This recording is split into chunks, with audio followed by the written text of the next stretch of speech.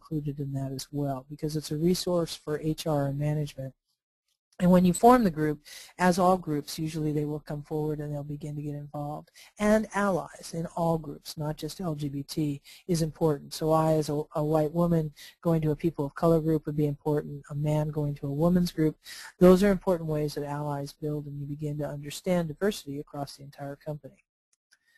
Workplace climate is probably the most important part that we're talking about and dealing with, because a lot of companies have policies and benefits, but when I talk to employees in the field, they say, you know, this might be true and this is what our company says, but there's no way I can be out, or I've heard really negative comments. So we see here a study that was done called the Degrees of Equality Report that looked at companies that had EEO policies that included LGBT and those that did not have policies.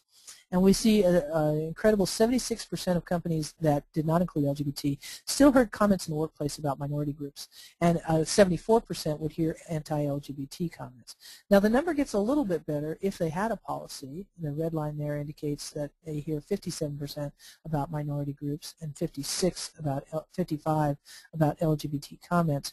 But you still see there's a very high percentage where, even though we've got the policy and the benefits, there's still a lot of negative discussions that are heard. And going back to "that's so gay" and that school experience, people understand that it's better to stay in the closet as a result of that. When LGBT individuals hear that anti-LGBT comment, 67% will ignore it and just kind of go on.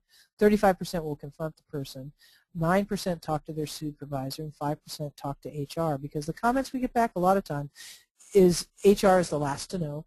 But when I do talk to them, they say, well, if you just weren't so gay, or if you just didn't have that picture on your desk of your family, people would